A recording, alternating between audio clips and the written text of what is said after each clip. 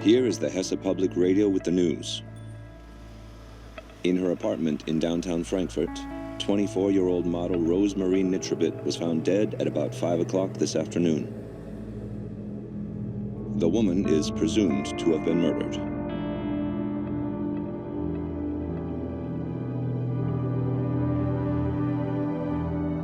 Maria Rosalia Augusta Nitribitt was her name, but everyone called her Rosemarie. She broke with all the rules of her time. Her tragic story cast a spell on post-war Germany.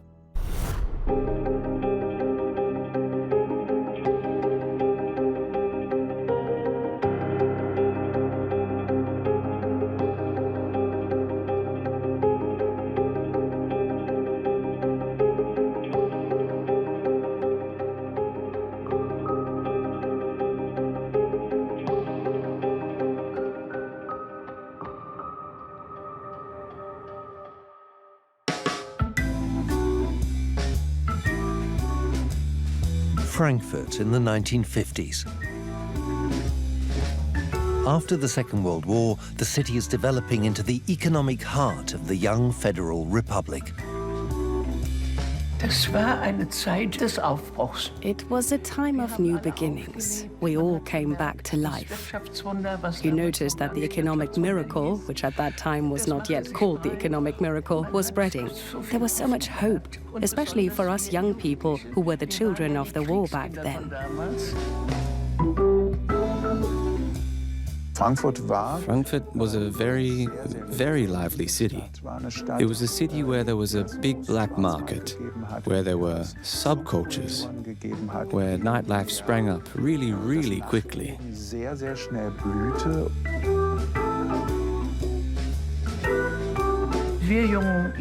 We young people, we were regulars at Café Rumpelmeier. Everyone in Frankfurt knew us. That's where we danced and, you know, went to check out the guys, yes. And you saw her there quite often, always with a big hat. She was always stylish. The elegant lady calls herself Rebecca, but her real name is Rosemarie Nitribitt. She earns her money as a so-called mannequin or model. In fact, she sleeps with men for money. A taboo in the stuffy Adenauer era of the 1950s, and yet she enjoys a certain prestige. That was a sensation for Frankfurt. We young women, of course, had ponytails and petticoats. We had a stylish look. And now and then we saw Nitribitt. You know, elegant. Because of her, we felt ordinary and plain, right? Even though we tried to dress up. And she had this hint of luxury that we were secretly fascinated by when we saw her. Look what she's wearing. With a black luxury convertible and a white poodle, Rosemarie Nitribitt is out and about seeking customers. Her lifestyle at the time is mainly one thing: a provocation. The car was the bait. And there's a wonderful story of a high society Frankfurt lady who drove the same car, that she had to sell the car because she couldn't be seen with it anymore, as this car was now a symbol for prostitution. Dieses Auto stand für Prostitution.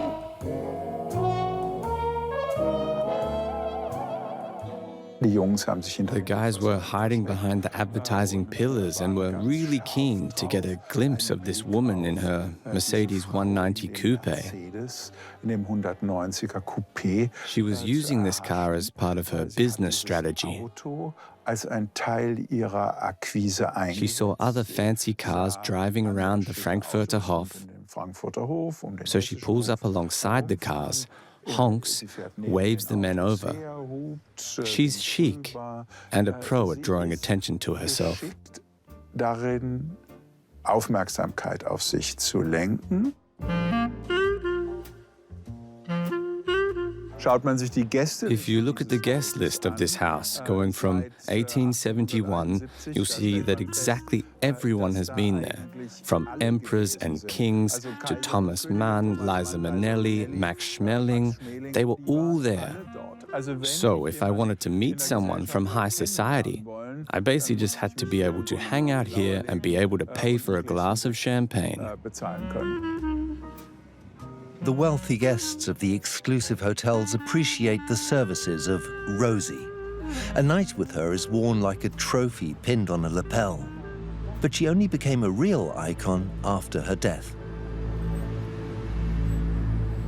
On November the 1st, 1957, Rosemarie's housekeeper, Erna Krüger, is surprised to see that several days' worth of bread deliveries are still in front of the apartment.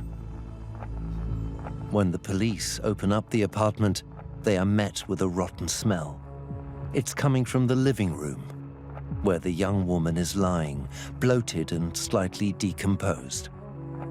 Here is the Hesse Public Radio with the news. In her apartment in downtown Frankfurt, 24-year-old model Rosemarie Nitribitt was found dead at about 5 o'clock this afternoon. The woman is presumed to have been murdered. The prostitute, known across the city, dies at the age of only 24.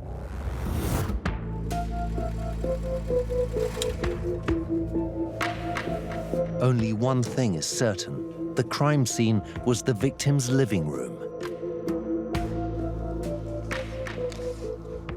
What can still be interpreted from such a sketch? The position of the dead body is the most obvious thing. The victim is lying on her back, one leg is on the couch, the other is underneath. Some things are not in their place. The phone, for example, is lying on the floor. A sofa cushion has fallen or has been pulled down. And we find some broken glass on the floor here. So there must have been a big struggle before her death. I would even say a fight. There are traces of blood here on the cushion, and there was another cushion, a sofa cushion with a floral pattern, which has traces of blood on both sides. There are traces of blood on the backrest. There is also a trace of blood on the top of the telephone receiver. And then we also have blood traces here on the floor in various places. In addition, forensic medicine has determined that she suffered a head injury and that there are also defensive injuries. With this information and findings, we can actually reconstruct the crime quite well. In the virtual crime scene, it becomes clear how Rosemarie Nitribitt must have died. Indisputable, the murder happened in the living room. The disorder points to the conclusion that after an argument, there was a fight.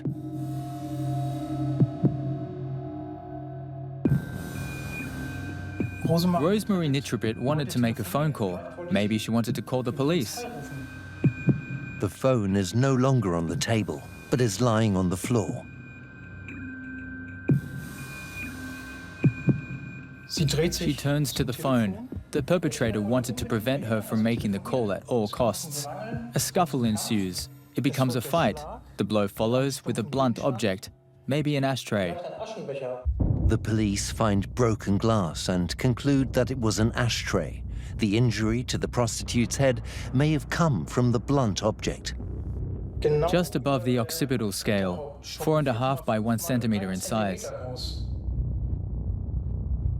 Rosemarie Nitribitt was struck down, but she didn't die from the blow to her head. Strangulation marks were found on the neck, fingernail marks and injuries to the skin around the larynx. Also, marks on her forehead from the sofa cushion.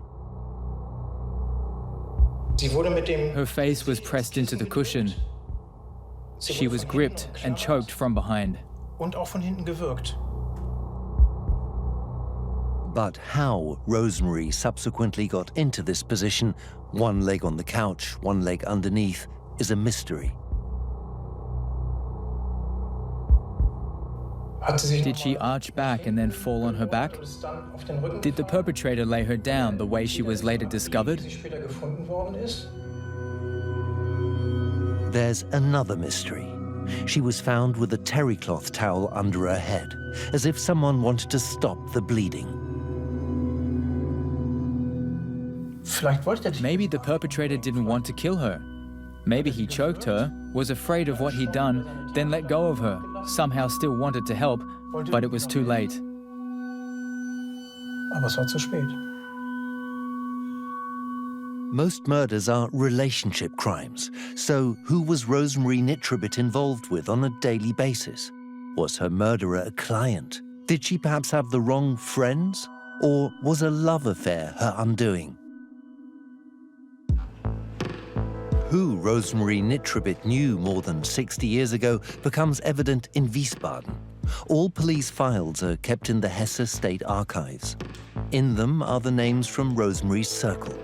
Family members, friends, neighbors, clients. Hundreds of witness statements. 20,000 pages of investigation files. The police seem to have done a great job in trying to track the murderer of the high-class call girl. But the impression is deceptive. The image of women at that time was marked by contempt. Women had to be demure. They had to be well-behaved.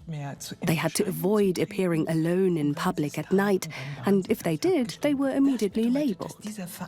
That means that this contemptuous perspective that the police had for the victim, for women, of course colored everything.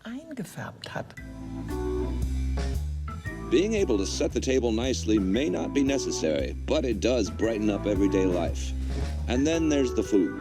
Even if you find it hard to believe, we men don't like burnt cutlets and overcooked goose. So, better learn to cook at times, it pays off. Housework is also quite useful. So, my young ladies, be assured that your future husbands will by no means always be very entertaining.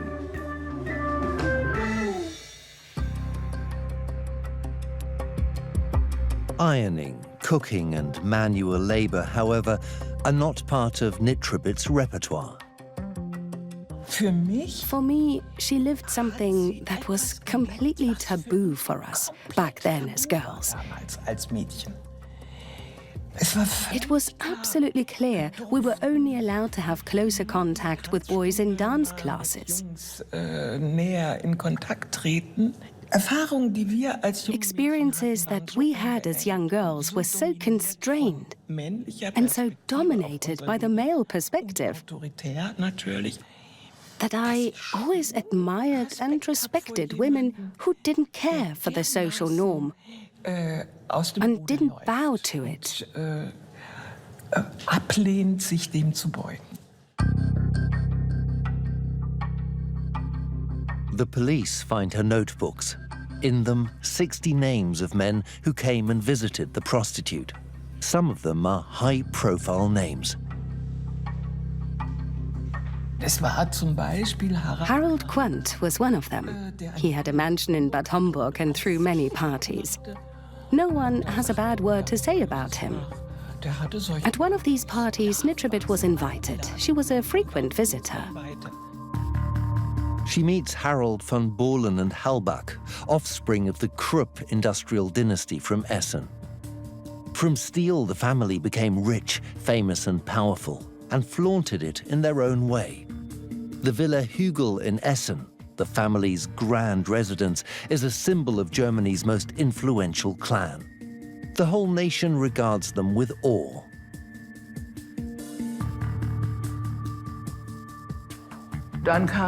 During the investigation, various calls came in, mostly after 4 p.m. Could I speak to the director? I had to say. About what matter? It's about Rosie. Of course, not everyone gave their name on the phone. They called because they wanted an appointment outside office hours.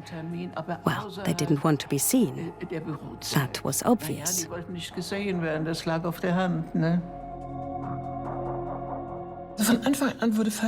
Right from the start, they made the mistake of not questioning the high-profile names and celebrities. It's a signal for the investigation team when the boss questions von Bohlen and Hallbach alone on a Sunday and transfers the rest of the case, checking out alibis and so on, to the authorities in Essen, who have always deferred to the Krupp family. And of course, the Villa Hügel has always been a sacred spot for every little constable in the Ruhr region. So this was a blind spot, and the blind spot came to define everything. Dieser blinde Fleck transportiert sich an alle. Already at the crime scene, the police cover up traces of celebrities who came and went at Nitribitt's house. Gifts from clients, photos, and a framed photograph of Harald von Bohlen and Hallbach vanish. Die Von Bohlen and Hallbach's postcards have disappeared. verschwunden gewesen. Es gab einen There was only a single document in the court records that were produced at the trial. Prozess vorgelegt wurden. It was a letter from Bohlen and Hallbach. Die Postkarten und alles The postcards and everything else had disappeared and was later given to me out of the cellar of one of the investigating officers. überreicht worden. In the prudish 1950s, suspecting someone from the high society was off limits. But von Bohlen and Hallbach cannot deny his visits to the prostitute. He did not come for quick sex. Harald von Bohlen and Hallbach has a kind of love affair with Rosemarie Nitribitt. He regularly sends letters and postcards for over half a year. Mein liebes Rehchen. My little fawn. I got here yesterday. I'll try to spend the whole afternoon with you. That would be lovely. Das wäre schön. Du weißt, You know that I worry about you. Sorge dich machen. In love, Harold. Liebe Harald. In love. Das This is not a card from a client visiting a call Karte von girl. einem Freier.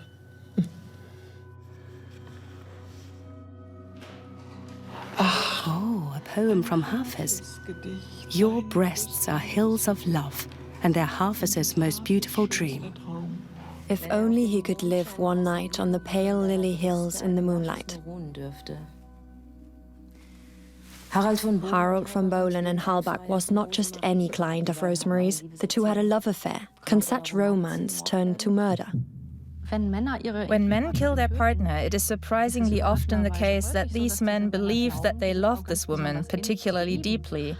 From this, they conclude that the woman belongs to them. If the woman resists this notion, a conflict can arise, which, in the worst-case scenario, actually results in homicide.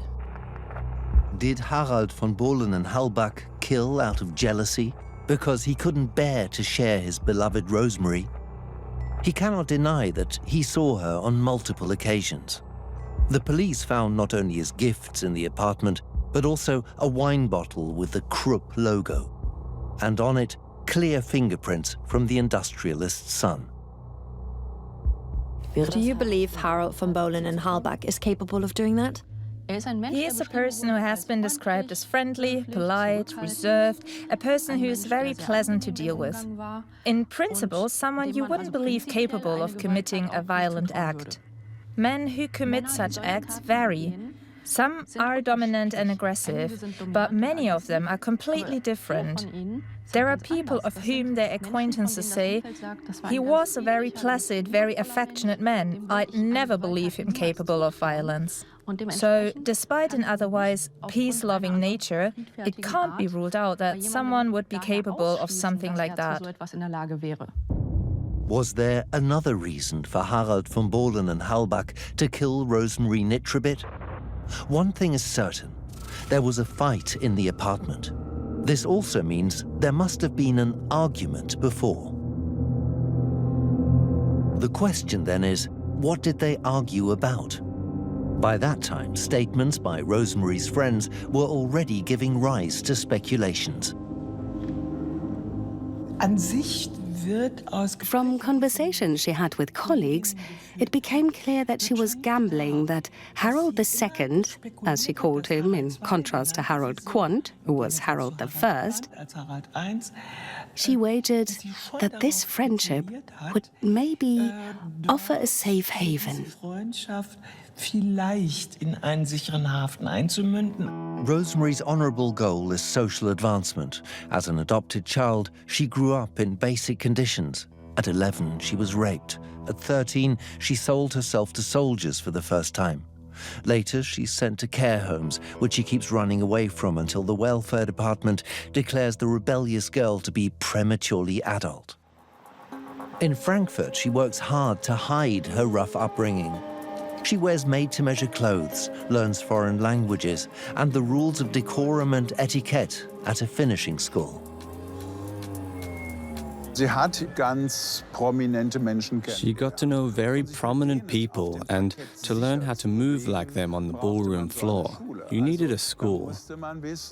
You needed to know how to move in these circles, how to act in such a society with these complicated rules. In einer solchen Gesellschaft sein kann.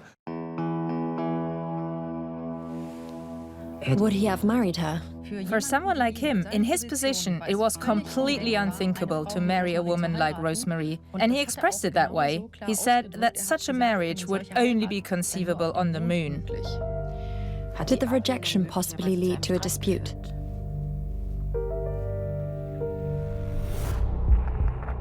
Rosemarie could also have provoked him. Contemporaries describe her as a calculating person.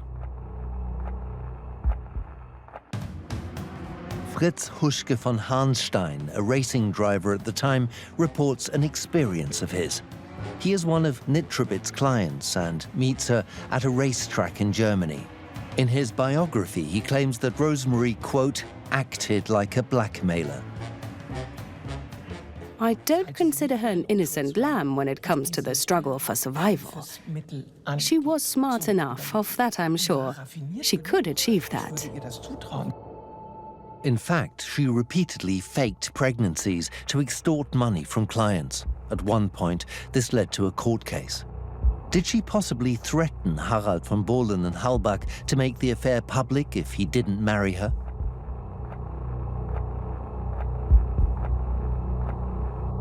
Was the murder of Rosemarie Nitribitt the reaction of a man blackmailed by a calculating woman? That can't be ruled out. But it's highly unlikely, as a single document in the files reveals. He has written a letter to the prosecutor telling him that he does not want anything to be hushed up and hidden anymore. He stands by his relationship with Rosemarie. That, I think, really shows he had a different image of women. And he had a different relationship to everything that happens between men and women.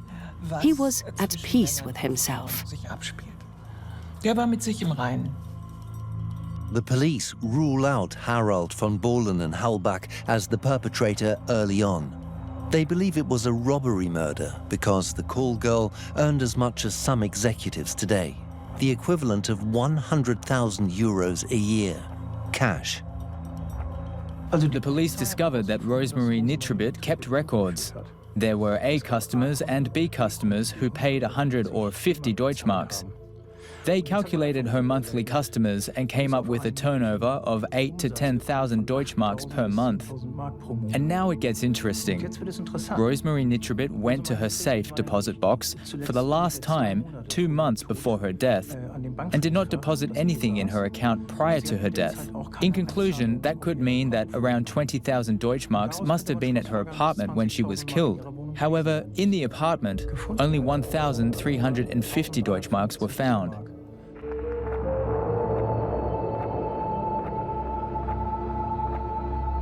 The robbery-murder theory rules out Harald von Bohlen and Halbach.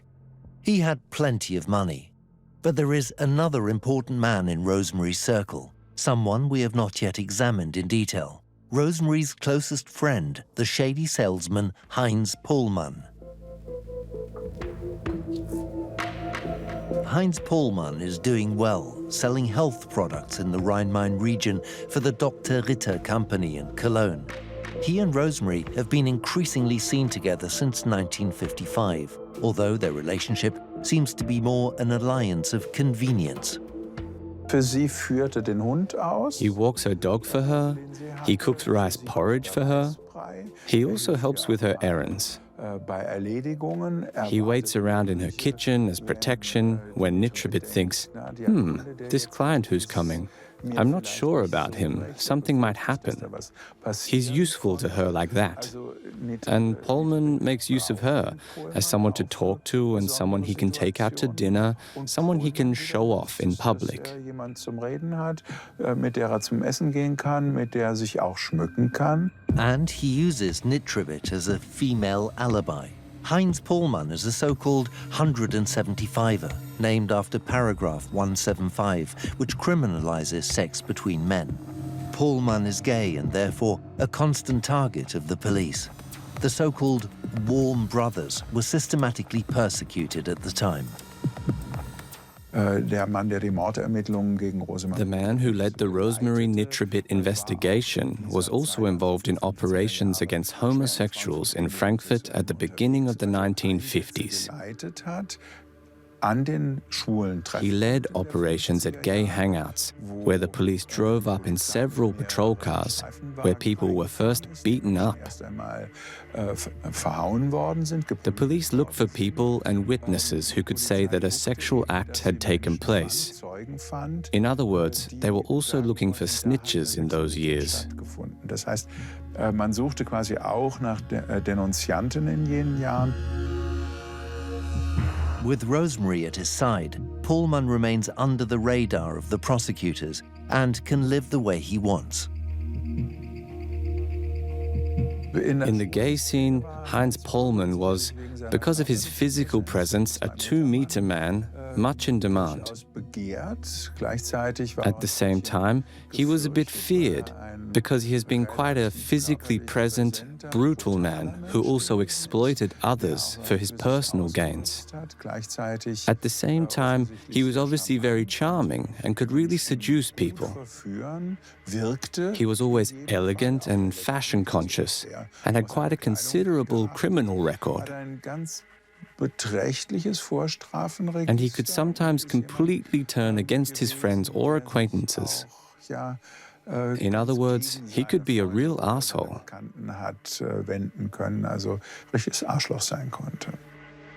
Pulmann is constantly living beyond his means. Expensive clothes, an expensive apartment, new cars.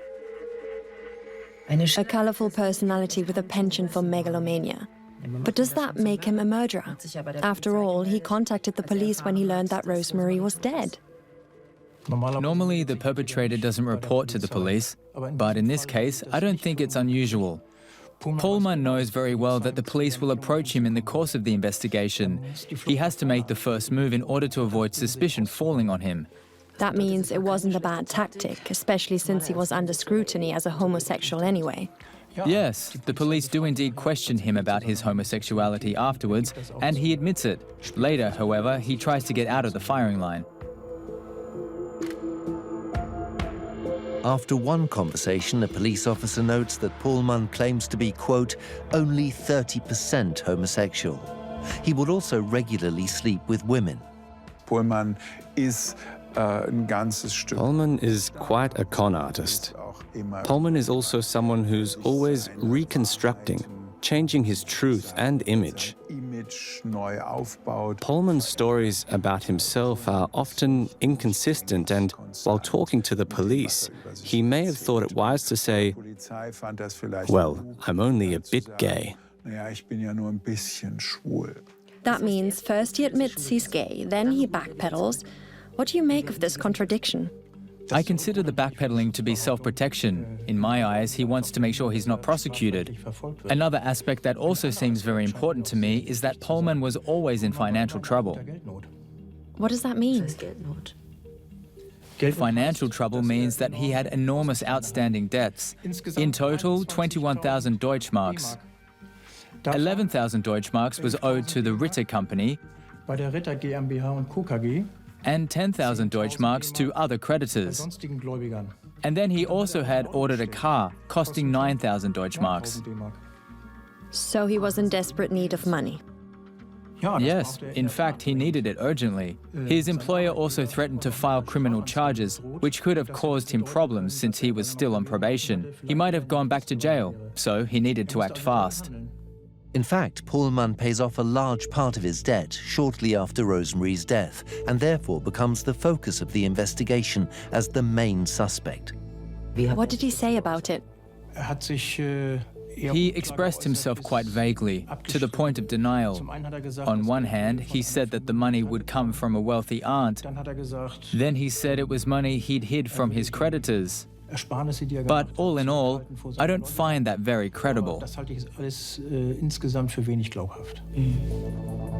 The police didn't believe a word he said at the time either. He knew about the cash Nitribitt had in the apartment. Pulmann finds himself in more and more of a predicament. If I'd seen him on the street, he would have given the impression of being a respectable accountant. Something like that. Nothing to object to at all. Nothing about the way he dressed. And then he was in Munich one time. He phoned from Munich and said, "Yes, it's Pulmann. He'd like to talk to Kalk." And then I said, "What do you want?" "I am Pulmann," he yelled at me over the phone. He was Pulmann. He didn't have to say what he wanted. The police suspect Pulmann early on. They are convinced he murdered Rosemarie Nitribitt for money on October the 29th, 1957. But the silver bullet is missing. The time of death is initially unclear because the police work is sloppy. When the body is found, police officers open windows for ventilation.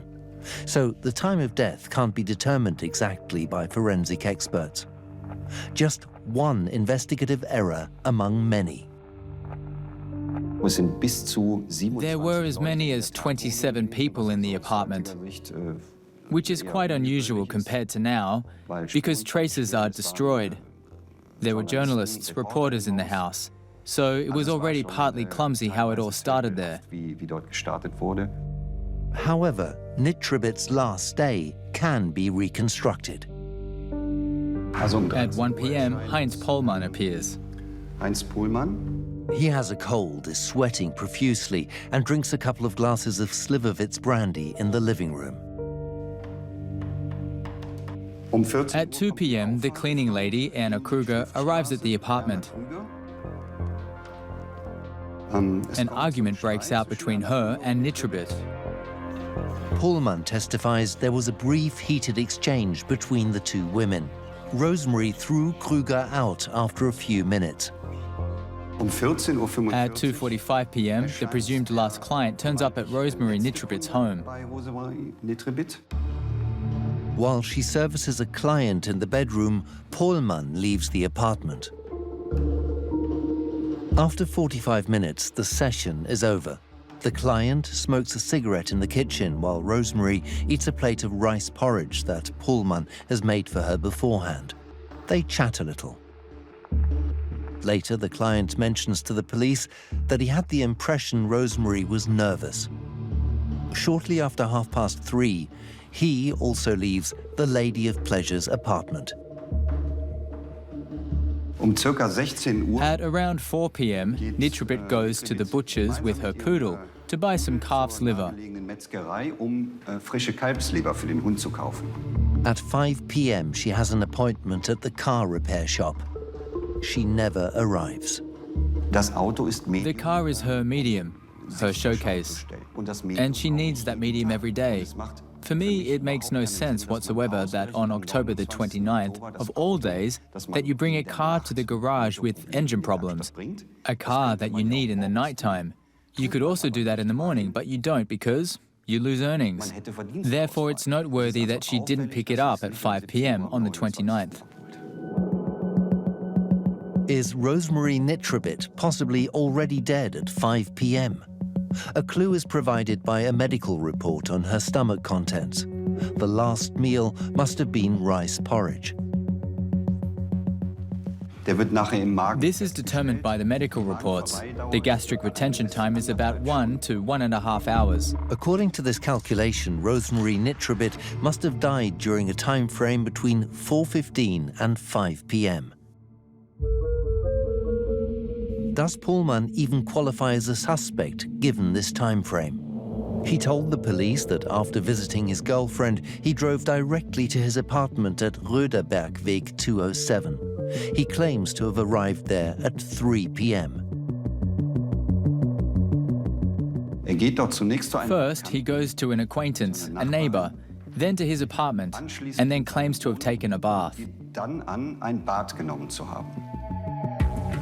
There are no witnesses.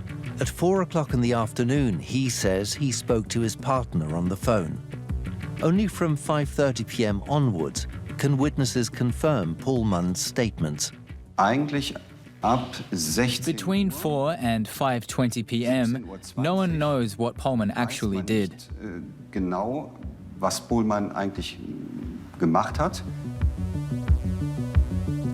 Pulmann therefore has no cast iron alibi for the time of her death.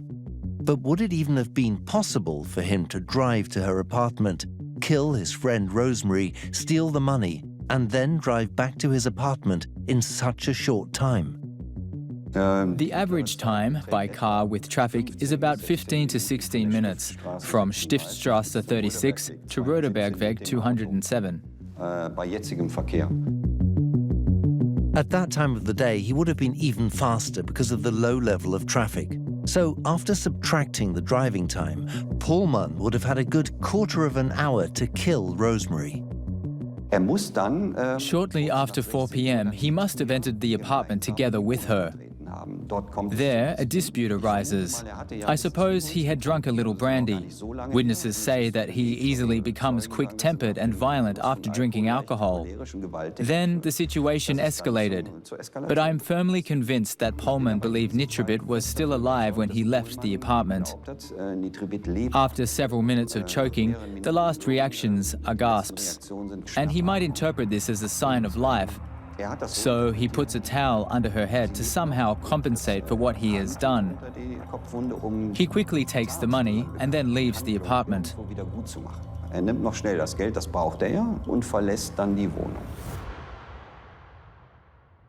Based on this reconstruction, Pulmann is charged 3 years after the crime.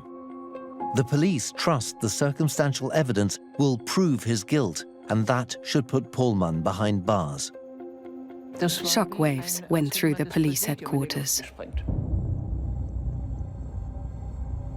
The jury announces the verdict.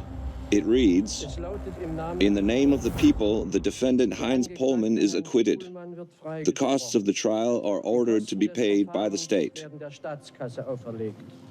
That was a day of mourning for the entire criminal investigation department, because everyone was convinced, and still is today, it was him. In fact, the judges assume that Pulmann stole Nitribitt's money. But the judges have doubts about Pulmann being the murderer, because Rosemarie would have been of no use to him dead, the skeptics say.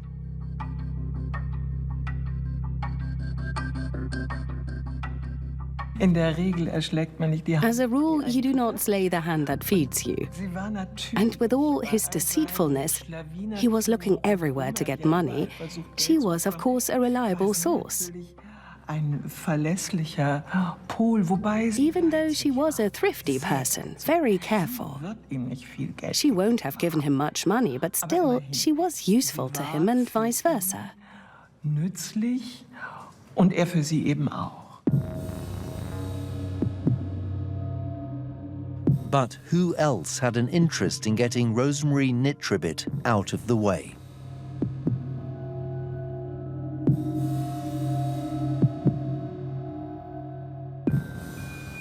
Did we miss anyone? Of course, there are also cases that arise in the heat of passion. Maybe after an argument with a client about money, a grievance, and then an outburst of rage. It can't have been her final client. He has an alibi for the time of the crime. Other clients, according to the police, have no motive. Who was still in the house or perhaps even in the apartment on the day of the crime? We certainly know about Pulmann and Erna Kruger. The housekeeper has been at loggerheads with her boss for several days. While cleaning, she broke a valuable vase. Rosemarie is furious with Anna Krüger and accuses her of theft. The women argue repeatedly. The single mother lives in poor circumstances, needs the job with Nitribitt, or at least the money, which she knows is lying around in bundles in the apartment. And she had a fight with the high-class prostitute over several days. Maybe Anna Krüger was Nitribitt's murderer. Her alibi for the time of the crime is weak, and she makes contradictory statements to the police. At one point, she claims to have been at Rosemarie's apartment around 6 p.m. At another point, she can't remember the exact time. She came from a poor background and she knew where Rosemarie kept her money. However, I'm not sure if this petite lady would have been able to strangle Rosemarie. Both ladies had a similar physique.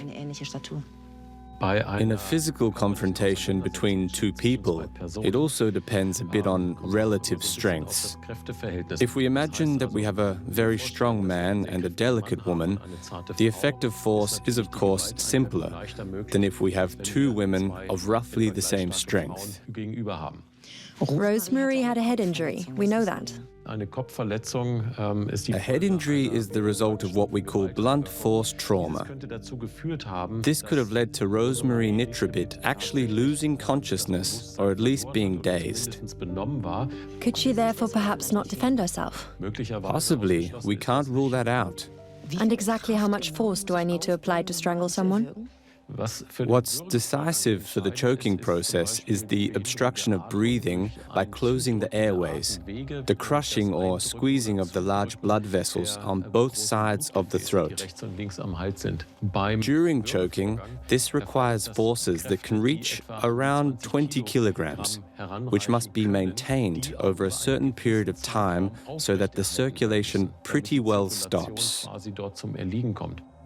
Is a woman physically capable of blocking airways and veins with her bare hands for a long period of time? Back then, the police didn't believe a woman would have that much strength. 15 seconds. This will be exhausting. Today, a handheld dynamometer can show exactly 30 seconds. How strong women's hands really are. 60 seconds. 1 minute. Can you go any longer? No, it's really exhausting.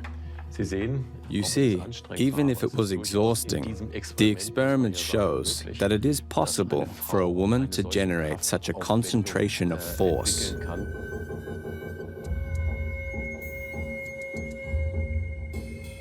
Anna Krüger could have actually had the strength to commit the murder, assuming Rosemarie was incapacitated by the blow to the back of her head. But one factor rules out Anna Krüger as a suspect: the police murder statistics. Women usually kill differently. The deed is often planned differently than with the men. Because of their physical abilities, they would perhaps not strangle in this case. They don't necessarily kill out of jealousy in a momentary passion.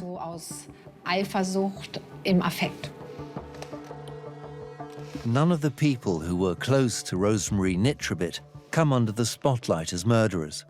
Did Nitribitt possibly have enemies? Rosemarie didn't have a pimp who generally demands money from prostitutes and in return protects them from being assaulted. She was self-employed, made a fortune on her own, and was, one thing above all, a serious competitor.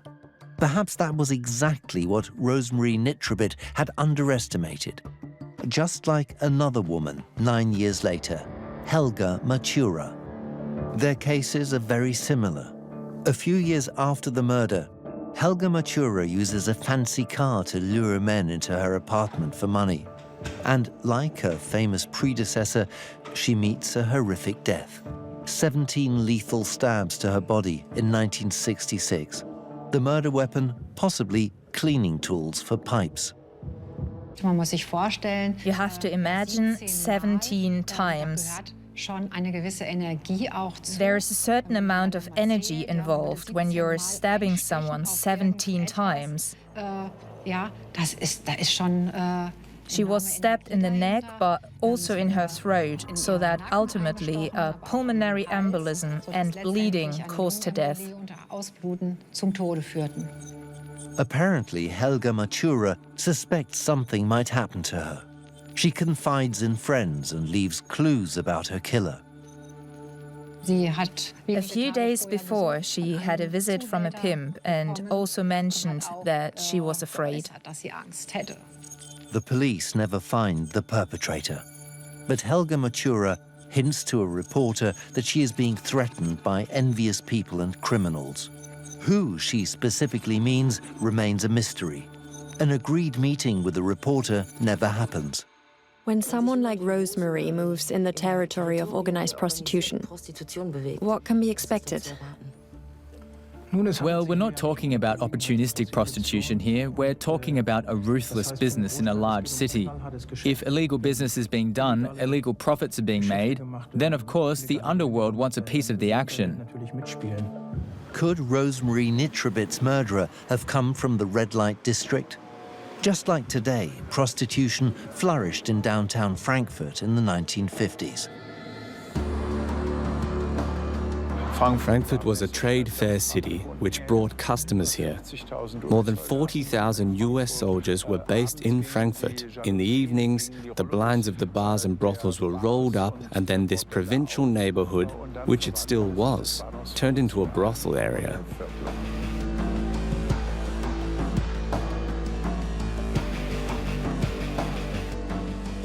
The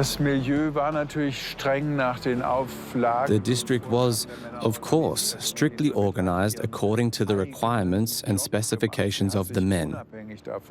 And Nitribitt did her own job.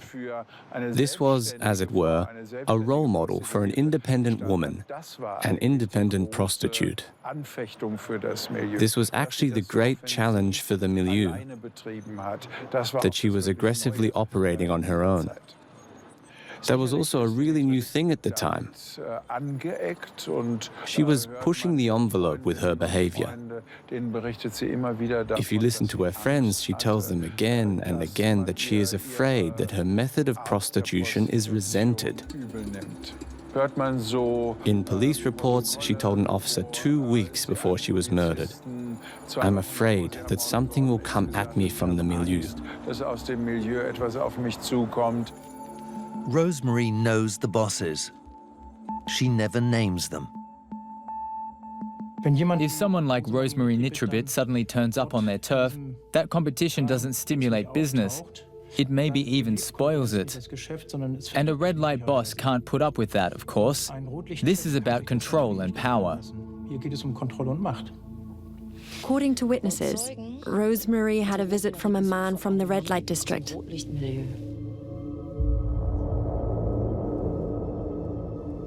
The police question some of these men who visit prostitutes in various Frankfurt nightlife establishments. However, the police don't consider them as possible murderers.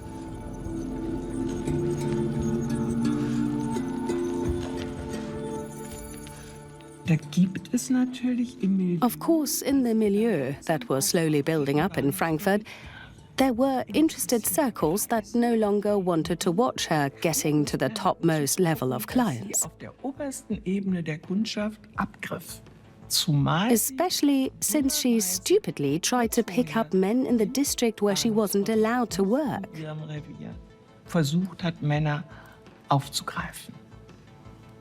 And of course, word got around. Kaiserstraße was actually off limits for her at the time. That wasn't smart of Rosemarie, because Kaiserstraße had long been in other hands. The fact that Rosemarie's shady visitors are not closely investigated was a big mistake, according to today's researchers. I tried, of course, to contact this witness from the file in Frankfurt, and he immediately reacted with insults, aggression and threats. Beschimpfungen, Aggressionen und Drohungen reagiert. Und war aber in seiner But his reaction was so overly aggressive and so strikingly agitated that I thought he was possibly from this milieu. Das wäre möglich aus diesem Milieu. Did Rosemarie Nitribitt act too brashly towards the milieu? Did she possibly pay for her self-confident demeanor with her life? Do you think that the theory about the perpetrator coming from the red light district is likely? According to everything we know, it's a possibility. Rosemarie Nitribitt was afraid. She was presumably threatened, and she let someone into the apartment who she either knew or didn't suspect. And did this perpetrator then also take the money? I don't think that's very likely. There were no traces, the cupboards were not ransacked, and someone who took the money must have known about the hiding place. I think Pulmann could be a suspect. Maybe he was in the apartment after the murder and then took the money. Then there are possibly two perpetrators.